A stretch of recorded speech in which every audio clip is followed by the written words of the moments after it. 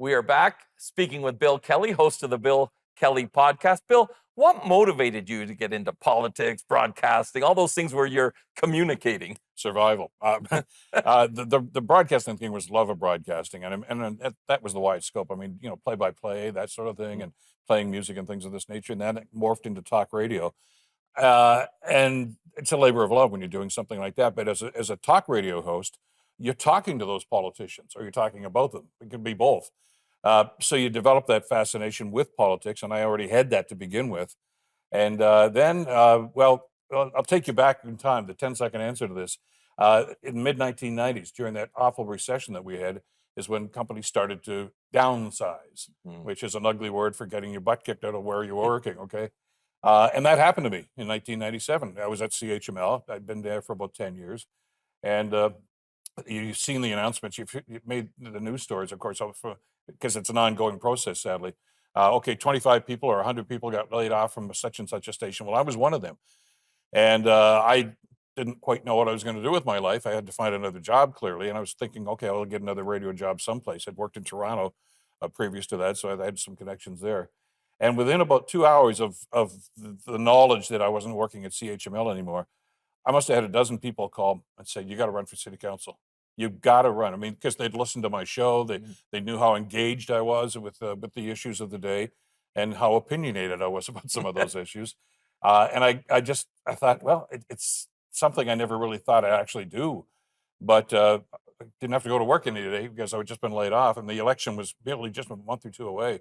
So I knocked on doors and put my heart and soul into it, and knocked off a 27-year veteran from the city council, won the seat, and stayed there for almost 10 years.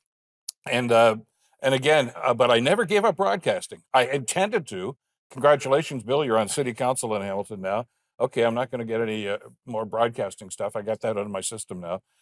Within about 2 weeks, the general manager from one of the radio stations called, said, "You still want to kind of play with radio? We need a guy just to do part-time stuff."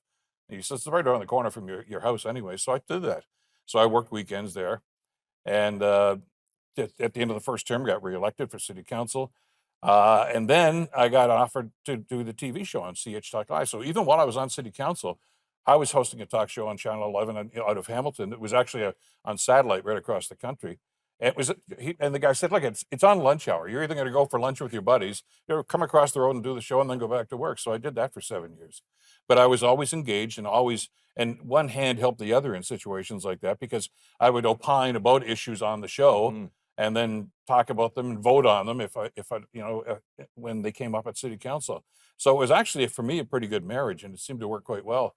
But my fascination with politics grew immensely, of course, once I started to talk about it. A lot more once I started to do it. Right. 50-year career in broadcasting. There's highlights, there's memorable interviews. Share with us some of them. Oh, God. Well, I've interviewed prime ministers, premiers, a number of high-profile people, and that's been fascinating. One of the best ones I had, though, and it was totally unexpected, was the great comedian Bob Newhart. Right. The great TV shows that he had and the stand-up routines that he had.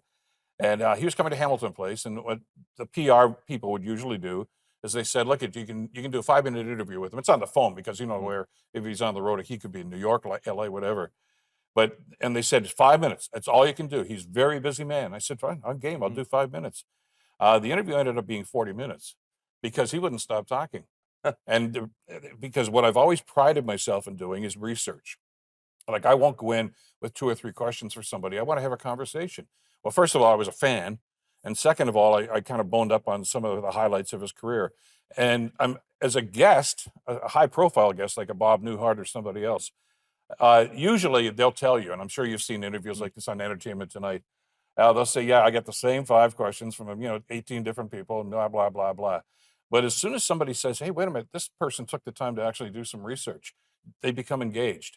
And it was a conversation between me and Bob Newhart. And I was ready to break it off 2 or 3 times I tried to. And then he said, "Oh, yeah, yeah." And then there was the time, and I'm sure his managers were tearing their hair out. But that's what I always tried to do as a talk show host, is create that bond between myself and the guest, whoever it is. Because first of all, it sets them at ease. I mean, how many times have you been emceeing shows and the guest will say, "Oh, I'm really nervous about this"? And I can understand that. This is a different environment than most of us are used to. But as soon as you get involved and develop those contacts and that trust between the person, time just flies by. Right. You made Bob Newhart late for his next I appointment. guess I That's did. great. I want to talk to you about social media and the state of Canadian media, but we have to break. Okay. Stick around. Much more with Bill Kelly when Canadian Innovators continues.